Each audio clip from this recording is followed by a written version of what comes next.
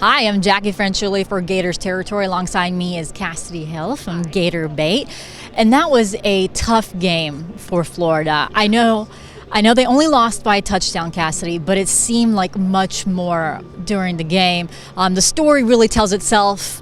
Georgia converted 12 of 18 third downs, while Florida only converted 2 third downs in this game. It seemed like Todd Grantham just didn't have the answer for Jake Fromm. For the last 3 games he's faced this defensive coordinator, he just plays lights out. Yeah, and Jake Fromm and really I want to give a lot of credit to Georgia's receiver Cager as well. They tore Florida up on third down.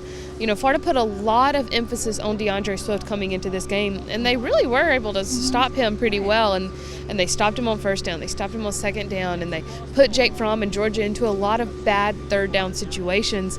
And then Jake Fromm just stood back there behind that massive offensive line. You know, they averaged 320 pounds. He just stood back there with all day, and he picked Florida apart, did it a lot down the sidelines, a lot on the edges. He wasn't throwing a ton across the middle.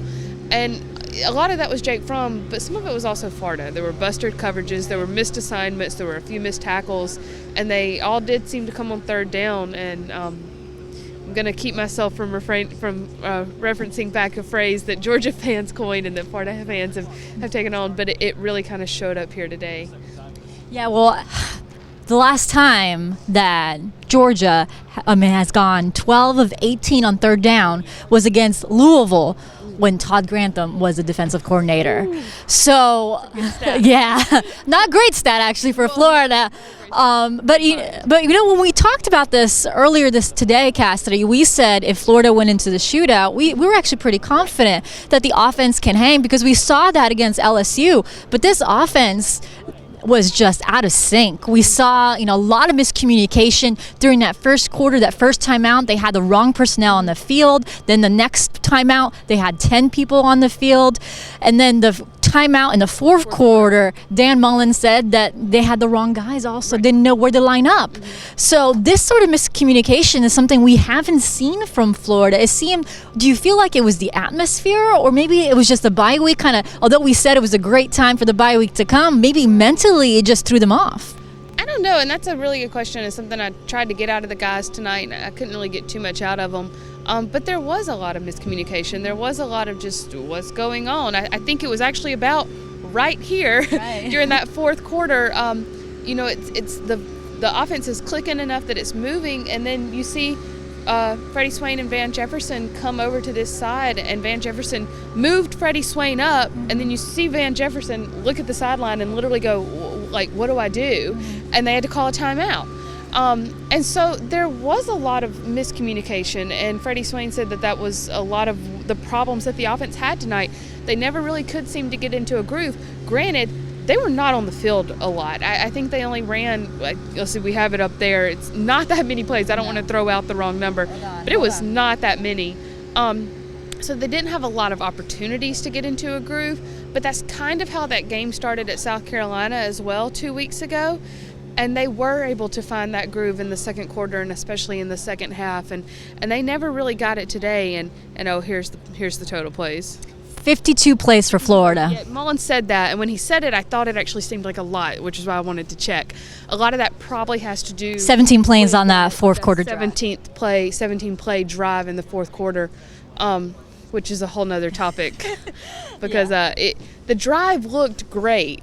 And it's a drive you would love to have in the first quarter, but to take 6:50 off the clock when you're down 14, I think the play before the touchdown clicked the clock just below 4 minutes, and Kyle Trask got the snap off at like 3:58, and it's not a lot of time left and they did score there, but that's not a lot of time left to get a defensive stop when you haven't been able to all day, and then to go down and still score again. And thought that they might have been able to, and then of course Georgia was able to convert a third down on that next drive, and that's really all they needed to run out the clock. And honestly, that was expecting Florida to run an offense that's not their type of offense. They're not LSU. They don't like quick fire down. They like to sustain long drives. That was giving the offense, maybe if they got the ball back, maybe less than 2 minutes, which is not something they're really done throughout the season. They're more about sustaining drives. So they had done it at the end of the first half. Yeah. They did. That's when they were quick passes. They almost went too fast at the end of the first half because it gave Georgia the ball back. Georgia was able to go down and score a field goal, and then Florida got the ball back with just under 14 seconds left, I believe, and nailed it out. So they were capable of doing it. There's still a lot more questions there I would like to ask of Mullen, and we did ask him that tonight. I asked him I don't even remember. He said you have to score at least once, and the goal was to score however it took, and that drive took 6 minutes and 50 seconds. Yeah, I remember coming back from Baton Rouge. Will Salmon, yourself, and myself talked about how Dan Mullen had the game of his life play calling. You come here in Jacksonville, no. There was a lot of questionable calls, including that drive that went 650. I questioned Emory Jones coming in when Kyle Trask finally seemed to get momentum. And then 3rd and 1. Why don't you bring Emory Jones then during the first half? Or why don't you do a QB sneak with Kyle Trask since he's 6'5"? There's a lot of questions of Mullen. He obviously, the post game, we didn't get too many answers from him.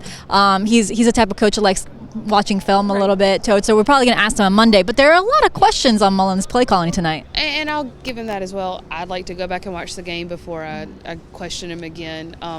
Mullen has done a pretty dang good job of calling plays since he's been here, and so I'm not going to discount him off one game. Georgia seems to just be a little bit of a hump for him. And I do want to go back and watch it. I think a lot of that has to do with the time of possession that Florida had, and that goes back to the defense not being able to get off the field on 3rd downs. Georgia just absolutely dominated the clock tonight. They milked it. They ran when they needed to extend drives, and they took control.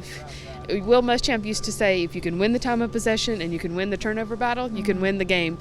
We all may have our opinions about Will Muschamp, but he's been proven right more often than not with that, and Florida didn't get a turnover tonight either. They didn't turn it over. The defense didn't get a turnover. That'll hurt you every time.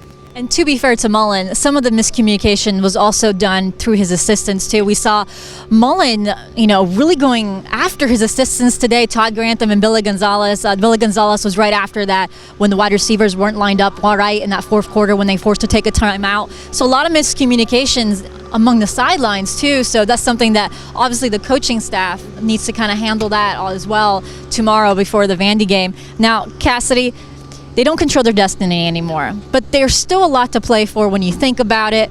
They just have to prevent what happened last year when they lost to Georgia, which is making it 2 losses in a row.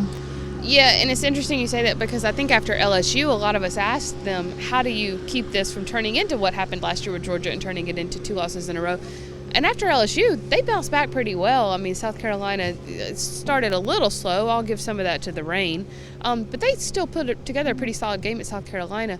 But LSU, it was a much better game for Florida than this was. I know that the defense didn't play great at LSU, but they played well. They played better than they did today. I'm trying not to expound or give too much, what's the word I'm looking for? Editorializing. But the defense did play better against LSU than they did today. That's a better offense at LSU than Georgia brought to the field. That was a pretty decent game. And after LSU, there was still a lot in front of them. This Georgia game, this Georgia loss, falls a lot the same way last year's did, which opens up this next game against Vandy as sort of that trap game like Missouri was last year where they could fall. Do they come out swinging? Do they come out and try to score on the first offensive possession? I think that's going to tell us a lot. I think the maturity of this team is a lot better than it was at this point last year, so I think they'll be okay. And especially knowing that Georgia does have that loss to South Carolina. Georgia does still have to face Auburn and I believe Texas A&M. So they still have some SEC games in front of them where they could get tripped up as well. And so, I don't want to dangle the carrot too much in Florida fans, but there is still a possibility out there. Florida doesn't control their destiny, but their destiny is not settled just yet. It's not determined just yet. There's still a lot to play for. And there's still a lot to turn around. You never know what can happen. It's college football. It's crazy. Yeah, college football. We've seen a lot of crazy stuff already this season, so thanks, Kassidy. And obviously stay with Gators Territory and Gator Bait for everything that you need to know from right here in Jacksonville. For Kassidy, I'm Jacquie Franciulli.